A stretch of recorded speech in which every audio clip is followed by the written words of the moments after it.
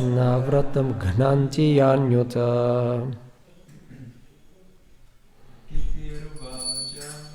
Ditiruvacha dharayishe vrata brahman bruhi karyani yani me yanicheha nishidhani navratam ghnantyanyata. Ditiruvacha dharayishye vratam brahman bruhi karyani yani me yani cheha nishidhani navratam ghnantyanti. Mataji. Ditiruvacha dharayishe vratam brahman bruhi karyani yani me yani cheha nishidhani navratam ghnanti yanyuta. Ditiruvacha. Diti said, dharayishe, I shall accept. Vratam, vow. Brahman, my dear Brahmana. Bruhi, please state. Karayani, must be done. Yani, what? Me, to me. Yani, what? Cha, and iha, here. Nishidhani is forbidden. Na, not. Vratam, the vow. Gnanti, break. Yani, what? Uta, also. Translation and purport by His Divine Grace Sri Bhaktivedanta Swami Srila Prabhupada Ki Jai. Diti replied, my dear Brahmana, I must accept your advice and follow the vow. Now let me understand what I have to do, what is forbidden, and what will not break the vow. Please clearly state all this to me. Purport. As stated above, a woman is generally inclined to serve her own purposes. Kashyapa Muni proposed to train Diti to fulfill her desires within 1 year, and since she was eager to kill Indra, she immediately agreed, saying, please let me know what the vow is and how I have to follow it. I promise that I shall do the needful and not break the vow. This is another side of a woman's psychology. Even though a woman is very fond of fulfilling her own plans, when someone instructs her, especially her husband, she innocently follows, and thus she can be trained for better purposes.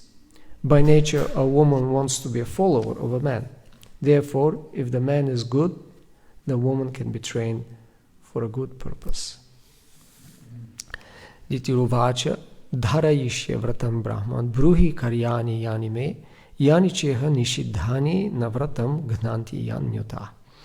Diti replied, my dear Brahmana, I must accept your advice and follow the vow. Now let me understand what I have to do, what is forbidden and what will not break the vow. Please clearly state all this to me. Om Jnana Timirandasya Gyananjana Shalakaya Chakshurun Militam Yena Tasmai Shri Gurave Namaha Shri Chaitanya Manobhishtam Stapitam Yena Bhutali Swayam Rupa Kadamahyam Tadati Swapadantikam He Krishna Karuna Sindhu Dinabandhu Jagatpate Gopesha Gopika Kanta Radha Kanta Namostute Tapta Kanchana Gaurangi Radhe Vrindavaneshwari Vrishabhanu Suti Devi Pranamami Hari Priye Vanchakalpatarubhyascha Kripa Sindhu cha patitanam pavanebhyo vaishnavebhyo namo namaha. Jai Shri Krishna Chaitanya Prabhu Nityananda Shri Advaita Gadadhara Shivasadi Gaur Bhaktivinoda. Hare Krishna, Krishna Krishna, Hare Hare, Hare Rama, Rama Rama, Hare Hare.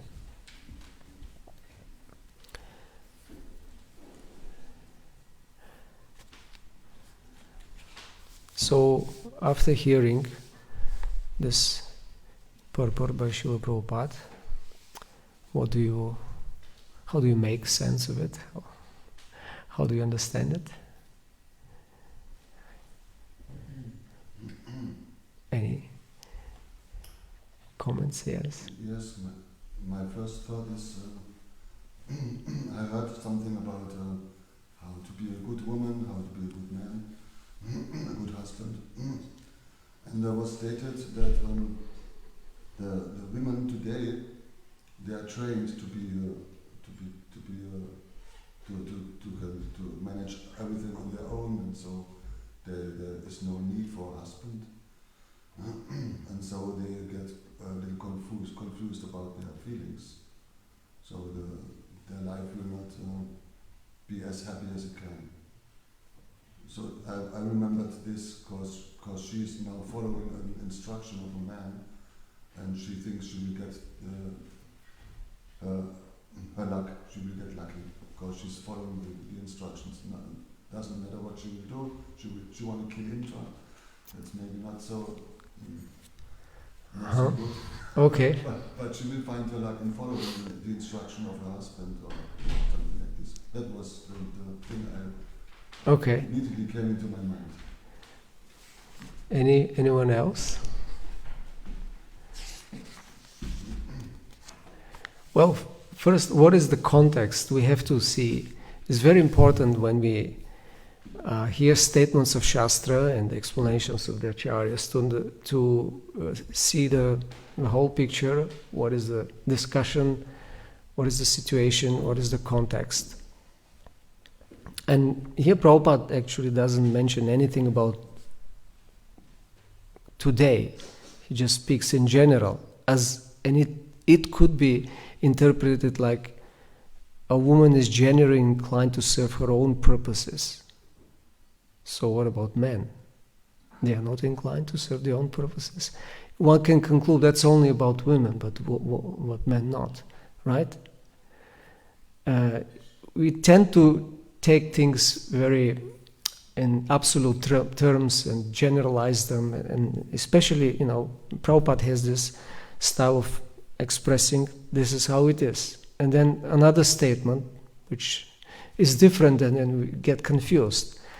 And if we look back at the verses in one of the purports, Prabhupada, in the purport to the verse where Kashyapa Muni is using the word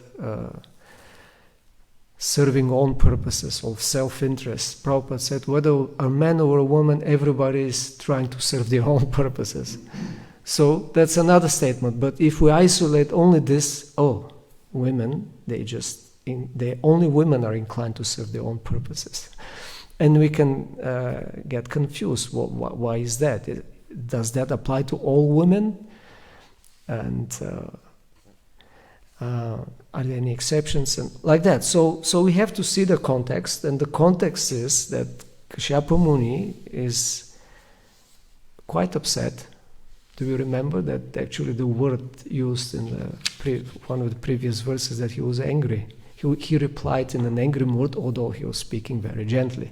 That's the Vedic culture. And especially towards women. Bhagavatam is very specific in another, I think it's not in the 6th canto, where it specifically said one should not treat harshly women and punish them by any means, physical especially. So it's forbidden. So he's angry. Why? Because she had this determination to kill her own, nephew and a great devotee of the Lord, Indra. And why she wanted that? For protection of her own sons and own children. That's her own purposes. It's not that egoistic, but she thought if Indra is killed, because he defeated my children, so I have to do something to protect them. So let me serve my husband, and he's a great sage, very powerful, and he can fulfill my desire. So she did that, and Kashyapa said, okay, I'll give you any benediction. She said, okay, I want to kill someone who Indra. Oh. So he gets angry, and he starts speaks about women in general. He says like, oh, women are so beautiful, like the blooming autumn lotus, and then they speak very, their voice is very charming, but actually if you study the heart, it's sharp like a razor. So again, does that apply to all women at all times? Obviously he's upset, and that's what he says, and he's not accusing them or her in this case, because in that verse he says, he doesn't blame actually. He said, well, that's her nature. By nature she's having this desire, but it's my fault.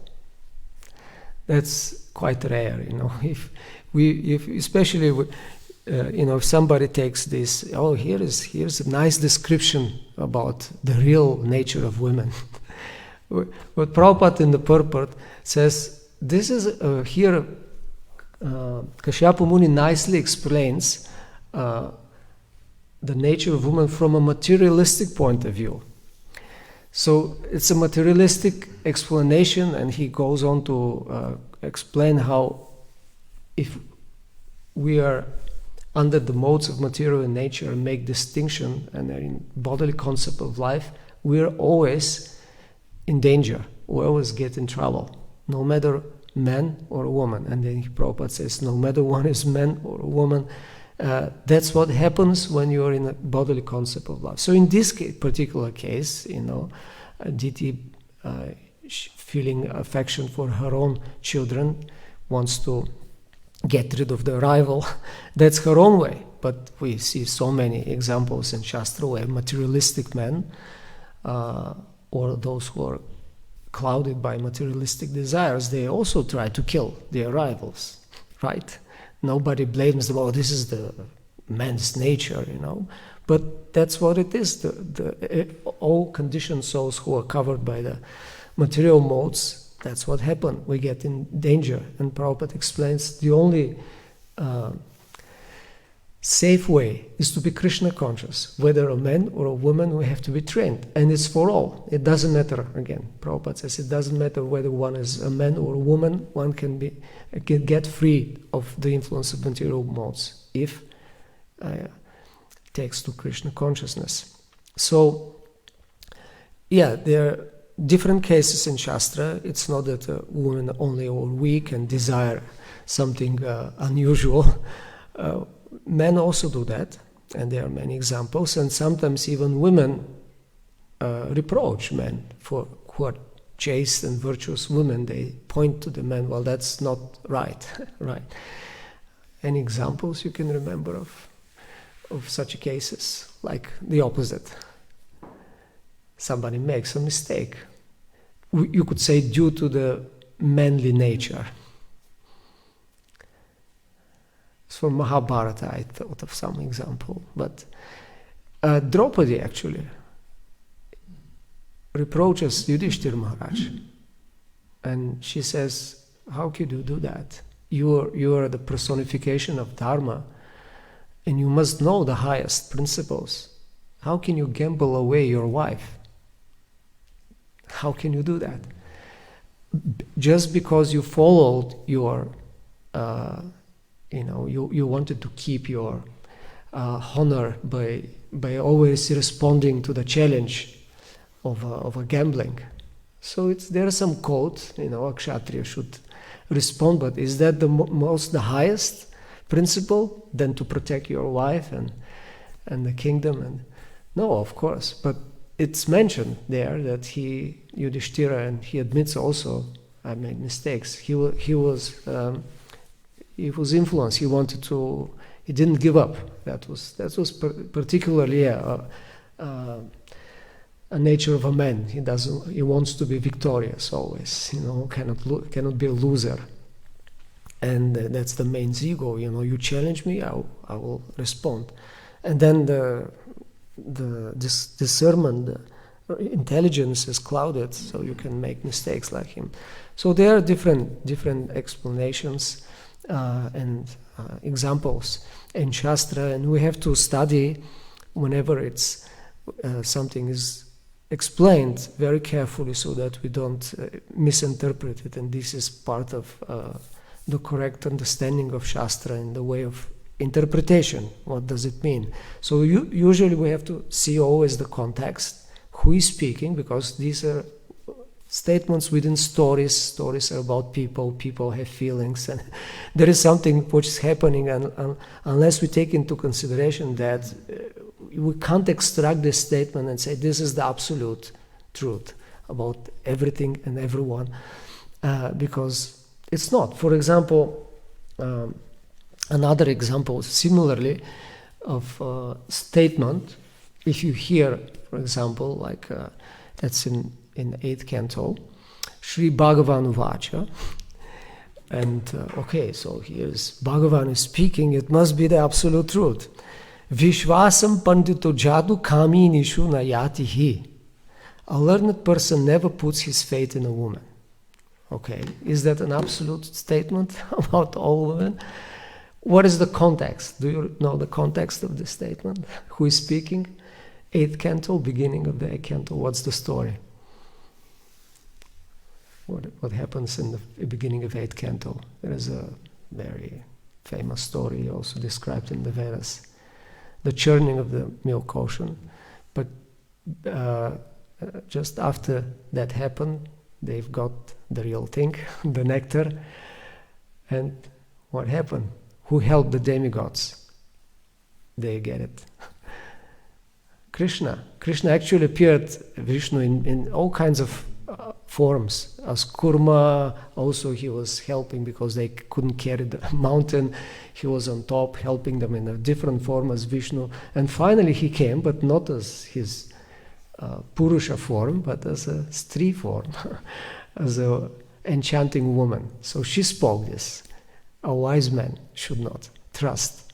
Kamini, this is a specific word, not just a woman, but so if you hear that, is that an absolute state? Like Prabhupada quoted Chanakya Pandit of similar quoted politicians and women shouldn't be trusted.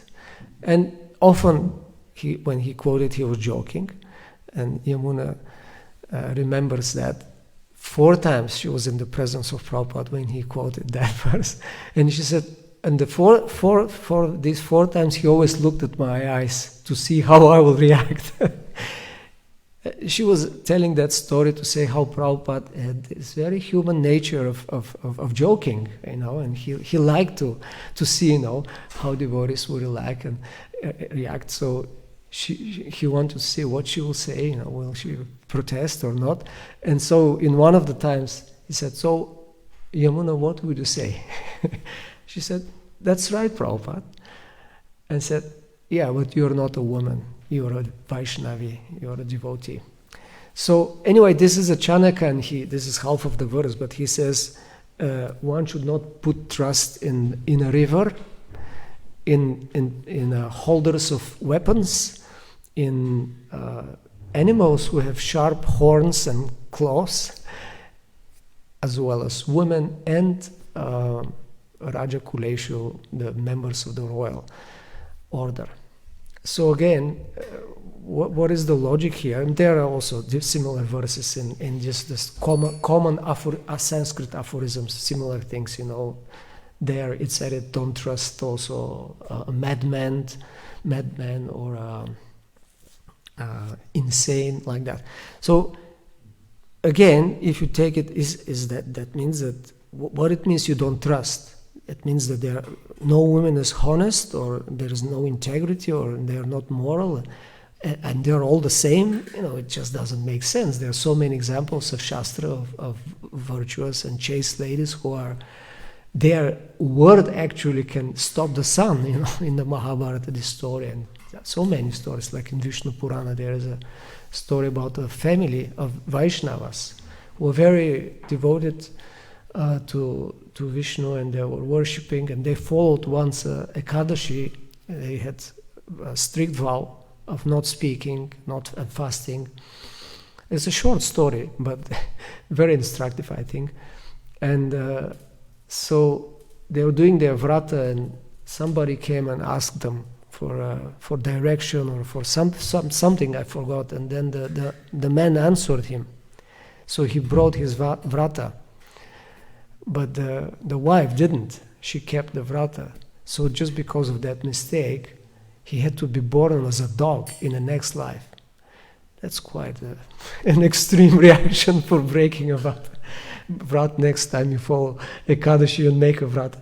Of course, that was in a different yuga. But anyway, I was really kind of shocked to hear, what? This is the reaction? You break your promise just by answering someone's question. You become a dog. And that's a Vaishnava, that's a devotee. We hear, devotee who is Ananya Bhakti, Apichet Suduracharo, right? No matter what, if makes even Durachara, great Sudurachara, great sin,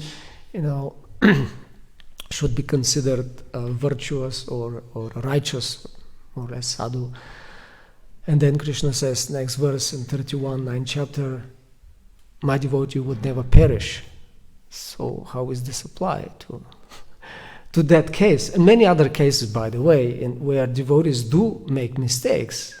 So are they excused from getting any reaction by this verse? No, they will never perish, but Krishna will never leave them. And the verses 30, Apichet Sudurachara, is about others, how they should be respectful to someone who has an Ananya Bhakti. But it doesn't mean they are immune to reactions in legal or social way. For example, Lord Chaitanya, when they came and reported that one of his very dear devotees, the brother of Ramananda Rai, Gopinath Patanayaka, he was put in this very severe way of punishing someone who has stolen or misappropriated money from the king. You put some spears, and then you throw the person on top. So they already prepared him because he had some debt of 200,000, whatever was the measurement, some small conscious or something like that. And he tried to negotiate with the Maharaj Prataparut, the son, and he said, here is, I will give you this number of horses, and then you keep them and I will pay back, something like that. But the son of the king, he calculated another price, he gave a smaller price, and then Gopinath Patanayaka kind of a little bit insulted him by saying, my horses, at least they're so good, they don't look like that in the sky, because this son of the king had some kind of a tick or something to look in the sky up. So he became angry. He said, you go, I punish you to death. So devotees ran to Lord Chaitanya, please save him, please save him. He said, what can I do? The king is right to collect his due taxes. So, Lord Chaitanya said, this is right. I'm a sannyasi. Do you want me to go and beg from the king 200,000 so that I free him from his debt? Are you suggesting that? I'm just a sannyasi. I can go and beg, but 2 or 20, but not 200,000. It's not proper for a sannyasi. So they again pleaded, please save him. He's your so dear devotee. But Mahaprabhu didn't do anything. Of course, another devotee, he went to the king. Maharaj Prataparudra explained the situation. He stopped it and he reviewed the whole thing. And then he said, oh, there must be a mistake. I actually free him from the debt and increase his salary. It ended up in a different way. The point is that Mahaprabhu didn't reject that some devotee can make mistake and not be punished. So anyway, the whole point I was saying that in this story, this devotee had to suffer because of breaking the vow. He was born as a dog. So what happened with his wife? She was so great and honest, and that she also took next birth, but as princess, and she remembered everything, and she was, I have to help my dear husband, who is a great devotee. He just is suffering his reaction. So she was, by some signs, she traced him and find that he's a dog and try to preach to him. You were previously a king, and I was your wife. You have to remember you're a devotee of Vishnu. And first the dog was like, "What are you?" Anyway, it ended up nicely, and then he remembered, and they were all born after that and went back to Vaikuntha. So anyway, many cases of virtuous ladies who can be, of course, trusted completely. So this should be taken into consideration in that context. And especially, Chanaka's verse, he's advising a king, and the king should be very careful with certain things, with armed people, with other kings, for politicians, and with certain ladies, because at that time, one of the most powerful weapons rival kings used, or this Prabhupada speaks about this in some purports. They train them from small girls, even they give them certain type of poison, which in small doses doesn't kill them, so they go like a kamini, like a nice, wonderful, attractive girl, and the king's like, yeah, come in. and then she kisses him, and that's it. The kiss of death. Or at least they use them as spies. So you don't trust, she's smiling, but actually she may want to kill you. So in this context, or like Mohini Murti, she actually in this verse, she says, I'm a courtesan. I'm a prostitute. That's the word she uses. So, and why you trust me? I'm coming, and are you sure? She said, no. The demon said, yes, tell us what to do. We'll follow. She said, are you sure? I'm a prostitute? And no sane may trust the kaminis, such women. But again, if we take just the words and how it is, Shastra says, don't trust women. I don't trust any women, but that doesn't make sense, Like, why Bhagavatam then has so many statements, some of the most sophisticated philosophy and poetry, especially spoken by women, like prayers of Queen Kunti and all the Gitas in the 10th canto of the Gopi Gita, Venu Gita, Yugala Gita, Brahmara Gita, 6 Gitas are there. So these are the highest expressions of devotion. They are spoken by women. So, we shouldn't trust, so we don't take them seriously. Of course, it's the context. It's so important, and we have to understand it properly. And then it makes sense, yes. Here, Prabhupada is just said, this is just a general nature, she's protective about the family, and then she wants to serve her own purpose. The purpose was to kill Indra, not just for pleasure, she had this in mind, but it was extreme. So that's why Prabhupada says that was the inclination, and her husband, who regretted, it's my fault actually, I did a mistake, I did not control my senses. He didn't blame her. So, and he said, okay, I'll devise a means that I'll give her some process that she'll get purified and she'll forget about this desire anyway. And then Prabhupada goes on to say, well, that's another part of the psychology. A woman is innocently following, or has this simple-heartedness, and this is a very good quality. And Prabhupada says in the Krishna book, in the story of the brahmanas, yogic brahmanas, who regretted after they made mistakes and they were glorifying their wives. And Prabhupada says, this is the advantage, that women have this simple-heartedness. Let me read it. I think I have it here. women in general, being very simple at heart, can very easily take to Krishna consciousness. And when they develop love for Krishna, they can easily get liberation from the clutches of Maya, which are very difficult for even so-called intelligent and learned men to surpass. This is a great advantage of having such a nature of soft heart and having this innocence. So again, we see all these instructions and understand them in a proper way. They are positive qualities of the womanly nature and also of manly nature, and also negatives both. And when we encounter such statements, we again have to consider what's the context, and also have to consider what other statements are there. Yeah, another story I remember from Brahma Vaivarta Purana. It's in the beginning, and Brahma is telling Narada to get married. He is in the beginning of the creation, and Narada is one of the sons, so that's the way you encourage them to increase the population. So Narada gives a whole, long description of similar to what here Kashyapa says, the nature of women, deceitful and sharp, razor heart and things like that. And he gives different categories. That's one interesting thing. He speaks of different, not all are the same. He says there are women who are sadhvis and others who are very low. They just want to enjoy themselves, don't care about anything.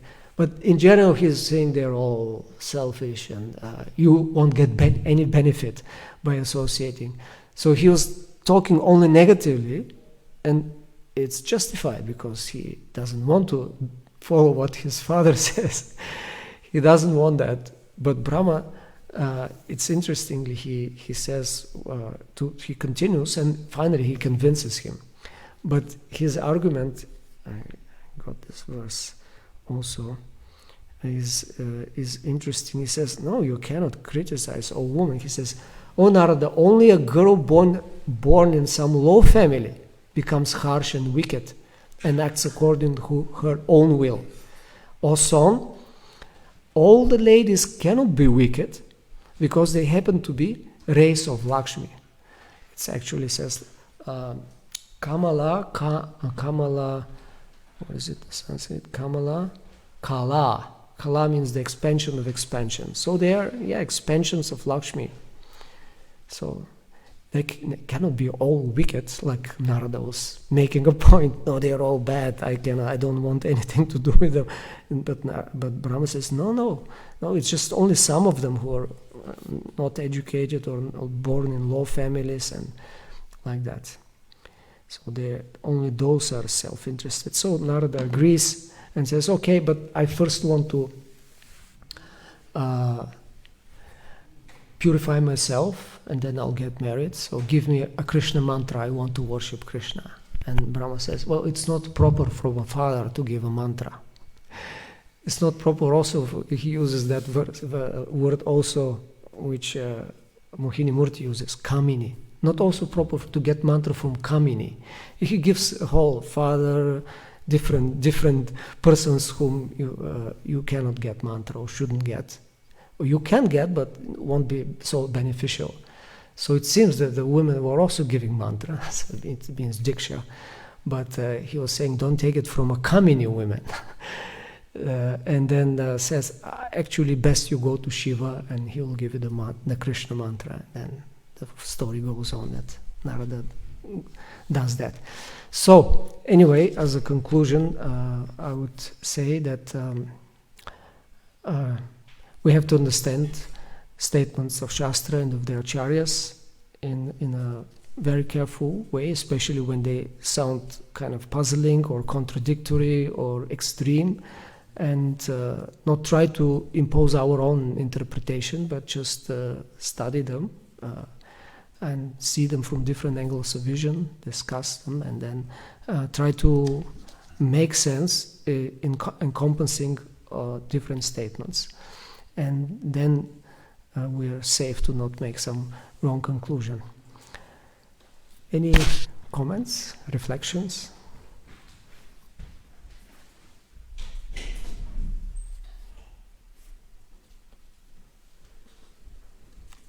Yeah.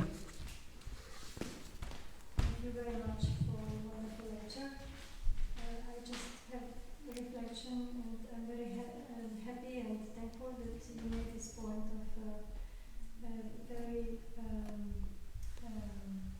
consciously and seeing what is behind everything, and not just what is stated like a verse or whatever. This is such an important point that it's making the whole picture different, actually. But, yeah, thank you. Thank you. Another example, again of a context, which is kind of extreme, but I don't know if any one of you heard of you, like somebody said, Prabhupada quoted Shastra that a drum, a dog, and a woman should be tuned by beating, by hitting the drum. That's how you tune it, and the dog. And so I don't know if I heard it, and I haven't read it. And one time I was like, I have to see what is the context. Anyone heard that? Maybe not. Okay, you're fortunate. But I heard devotees using that to justify actually beating devotee women, which is like extreme, you know. And unfortunately, we have cases of horrible cases of things happening that happened in ISKCON in the past. So this was justified, and I read once the whole thing where Prabhupada quoted, and it's not Shastra, it's a verse from Tulsidas, the poet of the Ramcharitmanas, of which Prabhupada said he's like half Mayavadi. That's one thing, but anyway, so that's it's in end of the 60s in New York, and it's a conversation. And Prabhupada is talking in a way, telling some stories, and he said, well, Tulsidas was very attached to his wife, his young wife. He was extremely attached. And, you know, in Indian culture, that's also we read in Shastra, that's what Srimati Radharani also does. When she got married, and she's living in Yavat, but she goes to Varshana for some time in the year, right? That's the custom. The girl, because she is always feeling separation from her family, she goes for 1 month or some time during the year to her family, goes back. So that's what happened to the wife of Tulsidas. She went, and it was kind of far away. And then he was so feeling such a separation that he couldn't wait. So next day he left after her, and he went to her place. And when she saw him, she was so, "What are you doing here? You know, how can you be so attached?" And she actually, reprimanded him, just like we know the story of Bilva Mangala Thakur and again prostitute, Punch-Chalaya. The prostitute Chintamani, when she saw, you know, how can you come in this weather, you know, just after the funeral of your father? You're insane. If you had that determination to worship Krishna, you would be perfect devotee. You're coming for this carnal pleasure. And then he got revelation, but Tulsidas, he wasn't so happy from what Prabhupada said. So he got kind of offended, and he developed a specific attitude towards women after that. And he said, so he came up with this verse, and he quotes that. The a drum, and a woman should be tuned by hitting. And they're all laughing, and Prabhupada said, and even today some uncivilized tribes in India follow that. So if you don't say the beginning of the story and the end of the story and says Prabhupada said and quote some Sanskrit, then you can make a completely, you know, horrific conclusion, then taken out of the context and weird. Unfortunately, that's there in our society. It's pure ignorance, but we can make such big mistakes and offenses. And I remember actually speaking with one devotee who was, you know, because I was in a certain situation.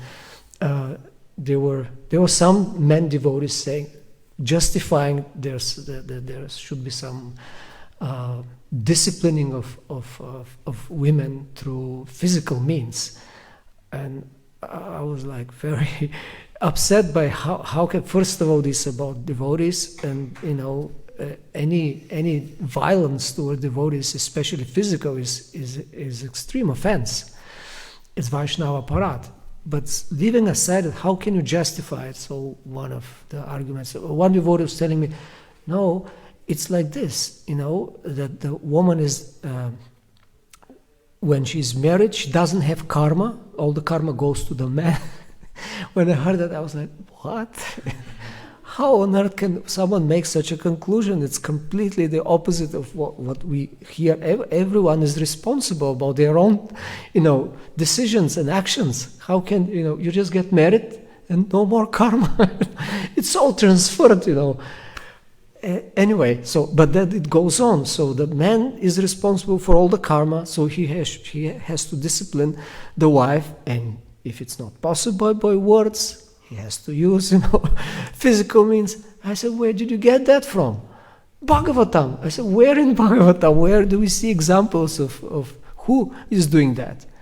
And just silence, because there's nothing in Bhagavatam. It's just exactly the opposite, as I said, in a specific verse, as the women should never be treated harshly and disciplined in such a way. So, we can speculate such nonsensical conclusions and do big offenses out of pure ignorance and who knows what, But yeah, sometimes it seems like we are losing our power of discrimination, especially if we make distinction about men and women. Here, that's one of the discrimination. Women is more emotional in that sense. That's why, again, the verse "Don't trust" is connected also with that side of it. That's also in Dharma Shastras. They are not first in the list of witnesses when the king has to call witnesses. When it's about women to be trialed, therefore, definitely women should be witnesses. But in general, because of their astita buddhi, unsteady mind or emotions, sometimes they change. So therefore, better have a trustworthy, fixed brahmana who can, make a vow and make a statement as a witness, and more steady intelligence in that sense. But again, it doesn't mean that they are not trustworthy. Just in particular legal setting, it's preferred because of the nature again. But it's not good and bad. It's more proper. So anyway, if we make this distinction, and the man is supposed to have more steady and intelligence and discrimination and discernment of what Shastra says, to come to such a conclusion, there's no buddhi at all. What to speak of steady or deep intelligence? So there are so many examples of things taken out of context and presented in different way, half truth or completely untruth, or just some part of it, and then if we're not, thoughtful and wise, by the way, the word for wisdom and wise, a quality which is different word from buddhi. Buddhi is mostly intelligence, understanding, like that. But medha is wisdom, is a specific type of practical intelligence, and this is specific quality of whom? Krishna says that. Yeah. Krishna says in the Gita, I am in the intelligence of the disintelligence of woman, the practical wisdom. So, if we encounter something or hear with something, we shouldn't immediately, either believe it or take it without questioning, without discrimination, and asking, okay, especially if it sounds weird, strange, or doesn't make much sense, so we have to examine it carefully, and then if we understand, we see that there is not actually a contradiction. There are different angles of vision, and it all makes sense if we properly interpret Shastra. Any more reflections? Yes. I was thinking about interpreting the scriptures. think as long as we are conditioned, we all have different mind setting, and when we read, we also take out of it what is more relevant to us. And how is it possible that with our conditioned vision that we can take the scripture like they are, and that there is not interpretation or think more like this than more like that? Okay, yeah, very nice question. Well, it's impossible in the conditioned way to understand. That's why Madhvacharya actually says we have to understand scripture through great devotees who can see, who have direct experience of truth. That's what Krishna says. Approach Gyani, a wise devotee who has seen, Tattvadarshi, who has seen the truth. So, yeah, in the context where Madhvacharya says that is, he speaks about, it's in his commentary on Mahabharata, and he begins with that, he says that of all the available manuscripts I've seen in all over India, he traveled, we know, I can conclude that there is no text which is not corrupted, which is not very corrupted by interpolation, extraction, and wrong changes. So he says that about the Mahabharata. That's why, sometimes even if you hear stories from Mahabharata, we should be, okay, if it's not, again, spoken by the Acharyas, and Bhagavad Gita, by the way, it is in all the versions the same. That's retained.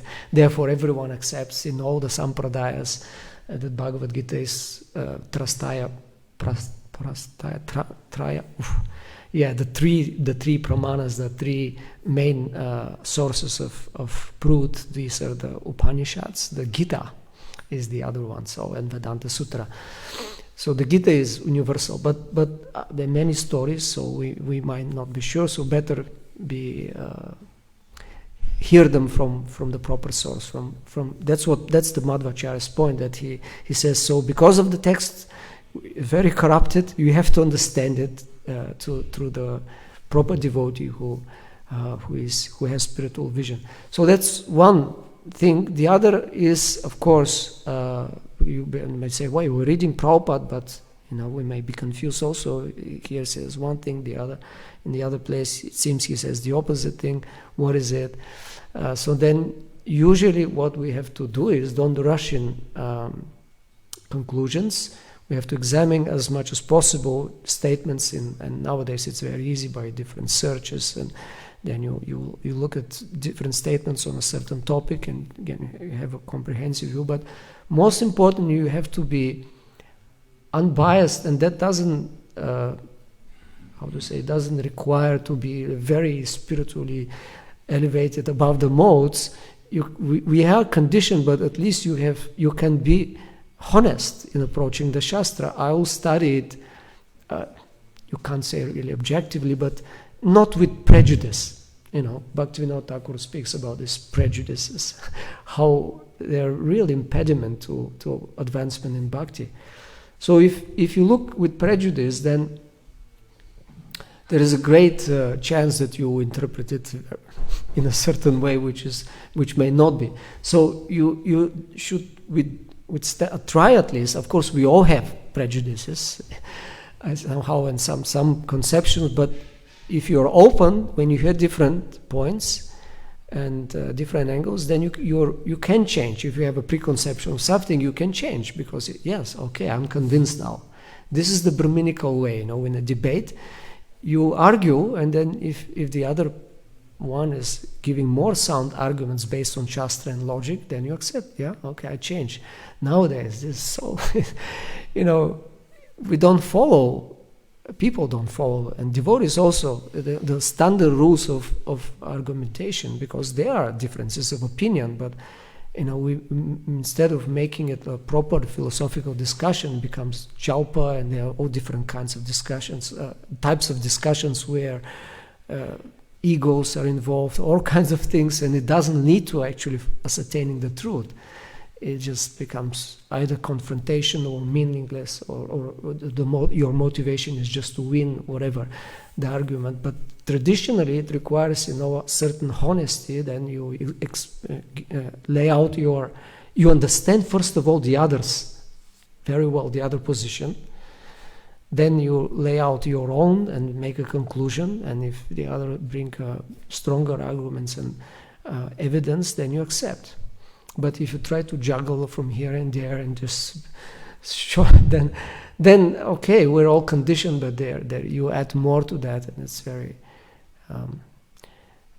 difficult to make a statement. At least some things should be quite clear. I mean, Shastra speaks of in a certain way. That's it. You can't just change it. I mean, again, example related to women, which was a topic, and probably still is, of contention of women giving dikshas. I'm not going to discuss this, but just an example. The different parties, they all have their arguments. I'm not valuing this, but one is giving a shastra. Is probably the only one which says women should not give, should not be guru. It's not mentioned. Diksha should not become guru, and that's in Agama Shastra, which is Bharadvaja Samhita. So, which, and we know, with this type, we follow in the initiation process the Pancharatrika system, not the Vaidika system. And the Pancharatrika says, no matter where you are born, what family you are born, if you, that's the quotes from Hari Bhakti Vilas, if you receive proper purification and initiation, you become qualified Vaishnava. It doesn't matter your Varna, even if you are outside of the Varnashrama. And Sanatana Goswami gives example, just like this bell metal becomes transformed by being touched by the touchstone, etc.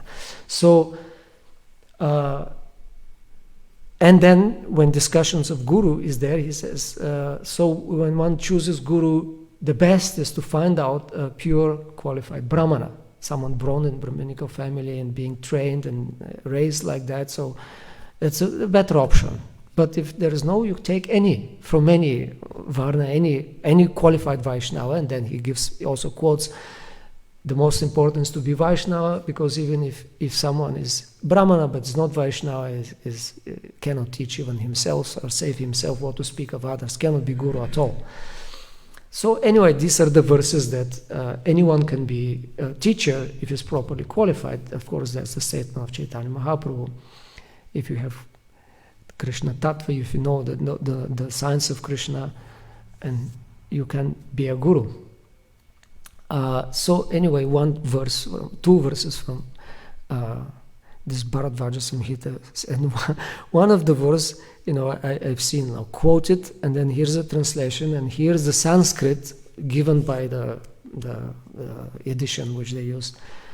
And here it says such and such nari, which means a woman, and here in the original, in the Devanagari, it says something different. It's not nari, it's another word. And I said, oh, why it's changed now?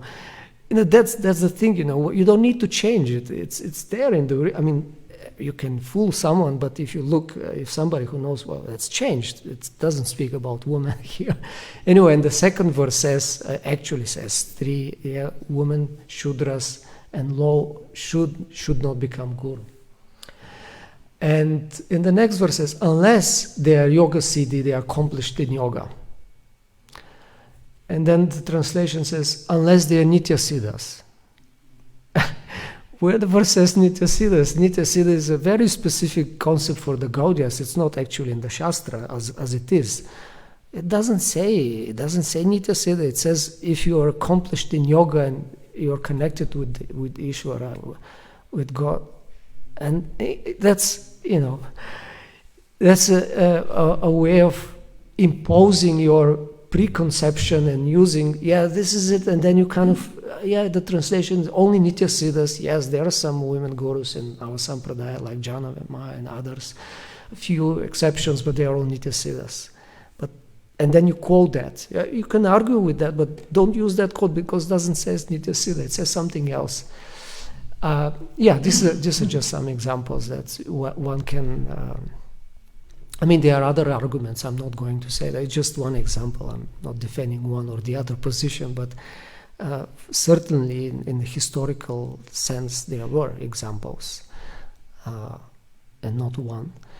But that's another thing. If there are social considerations, that's a completely different question. But if you look strictly to Shastra and to history, this is what it is.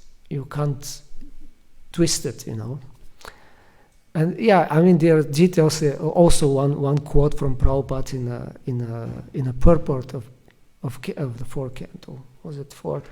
Where Prabhupada says that it's fourth. Dhruva, the mother of Dhruva, being a mother of a woman, cannot initiate him. Oh, that's the Shastric statement that cannot initiate. But then first you look at the original, not edited version. It's a little different. It's not the same. That's another thing. Okay, it's just small change, but then changes the meaning, and then you construe a whole thing about one sentence, but the original what Prabhupada said is not the same. That's one thing. And then also the context.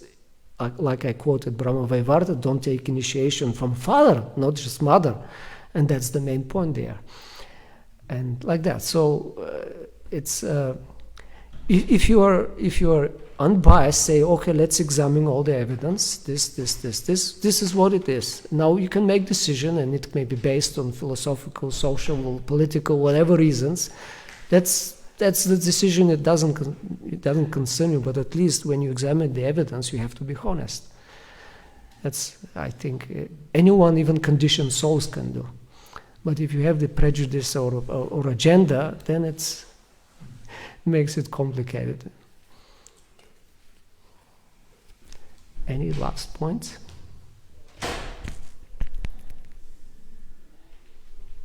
Okay. Thank you very much. Srila Prabhupada ki jai.